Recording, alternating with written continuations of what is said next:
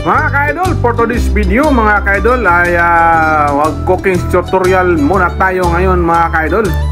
So our menu for today is stir fried beef with onions mga ka-idol. Yun ang ating special menu for today. So tara, sundan nyo ako mga ka-idol at ipapakita ko po sa inyo kung paano ko po ito niluluto. So madaling sundan ng ito mga ka-idol, basta panoorin na po nyo mula sa umpisa hanggang sa pagtapos. At siyempre kung bago ka lang po sa aking channel at sa aking Facebook account, huwag nyo ang kalimutan na magbakas ng comments, mag-like at mag-share. So ito na po, bago tayo mag-start, intro muna tayo.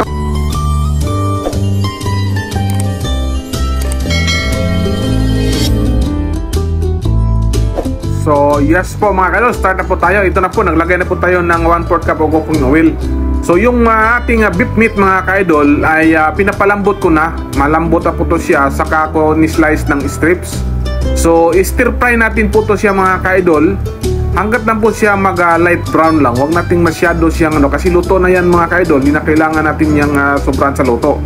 So para lang po na palalabasin natin ang kanyang oil mga ka-idol. So ito na, tapos natin nagpa-fried mga ka-idol. At diretso na po natin to sa pagsuti.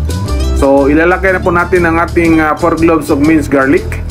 So stir natin until siya mag brown, mag light brown mga ka-idol. Palabasin natin ang kanyang aroma mga ka-idol. At naglagay tayo ng 1 cup of ketchup mga ka-idol. So yun ang ating sikretong pangpasos mga ka-idol. So yung ating ketchup. So ganyan lang kasimple ang ating pamaraan mga ka-idol. At naglagay tayo ng soy sauce. So estimated lang tayo soy sauce mga ka-idol. So depende na sa inyo kung gaano nyo karami ilagay nyo. Sa aking 1 cup mga nasa ano lang mga ka-idol, 1 tablespoon. So pwede na, estimated lang tayo mga ka-idol. So madali lang to sundan nyo. At nalagay din po tayo ng oyster sauce. So lagay tayo ng oyster sauce. Nasa 1 tablespoon lang to mga ka-idol ang ating oyster sauce. So i-mix natin very well mga ka-idol na ma-mix siya. So papakuluin natin siya ng papakuluin. At maglagay tayo ng 2 teaspoon of white sugar. So pero medyo may malasang matamis to mga ka-idol ang ating timpla. So ganyan lang po ang ating pamaraan sa pagluto mga ka-idol. Sana masundan po to ninyo. So ito po yung ating red and green bell pepper. So isang piraso lang mga ka-idol. At ni-slice natin siya ng ratatouille slice mga ka-idol. Pati yung ating 2 pieces of sliced onions. So ito po ang sikreto natin yung pangpakulay sa ating ulam mga ka-idol. Mas masarap pag makulay ang ating ulam para ganahan din tayong na magtingin at magkain mga ka-idol. Kumbaga ay mukha pa lang ay masarap na, o isus pa lang ulam na, ay ganon.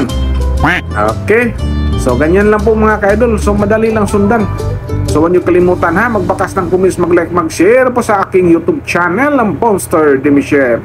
So naglagay na po tayo ng Knorr seasoning powder mga ka-idol. Ito ang ating pangpalasa mga ka-idol, ng ating Knorr seasoning powder. So depende sa inyo kung anong ilagay na niyo dyan. Pwede kayong magkamay ito substock na Knorr cubes. Lagay tayo ng konting tubig mga ka-idol. So nag-add tayo ng water from Pasig River mga ka-idol. So ito na, masarap manilamnam na, yummy ng ating sauce mga ka-idol. So i-mix na natin very well mga ka-idol yung ating mga sauce. At naglagay na po tayo ng ating 500 grams yung pina-fried natin na baka mga ka-idol, yung ating beef meat. So i-mix na natin. So talagang mix very well mga ka-idol na until siya makutid na yung karne sa sauce mga ka-idol. So ganyan lang po ang ating sikreto dyan. Bilis, simple na pamaraan sa pagluto mga ka-idol. So ganyan lang, beef with onions. So madaling sundan lang to mga ka-idol. Lutong na to, lutong Pinoy, lasang Pinoy mga ka-idol. So ito na, patapos na po yan mga ka-idol. Hindi mapalaban na patay sa kainan ito mga ka-idol. So pwede na ito isama nyo sa naglagay tayo ng chili flakes, pero yung maanghang ng konti.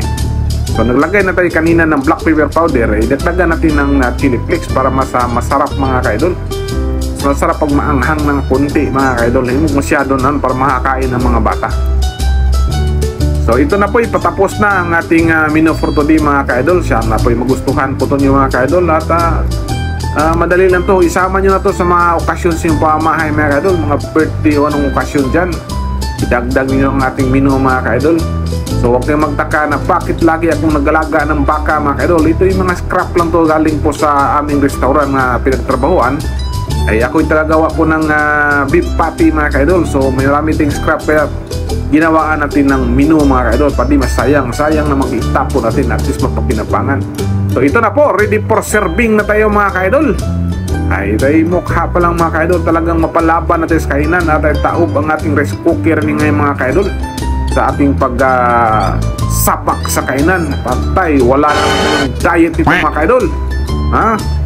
Jumbo na ang uso ngayon mga idol. Wala nang diet sa ating kain araw-araw. Maraming salamat mga ka-idol. Idol, so ito na po ang ating menu for today, yung stir-fried beef with onions. Siyempre, I will prepare mga ka-idol. So tikman natin ang lasa kung patok ba mga ka-idol. Tamang-tama, tumpak ba timpla.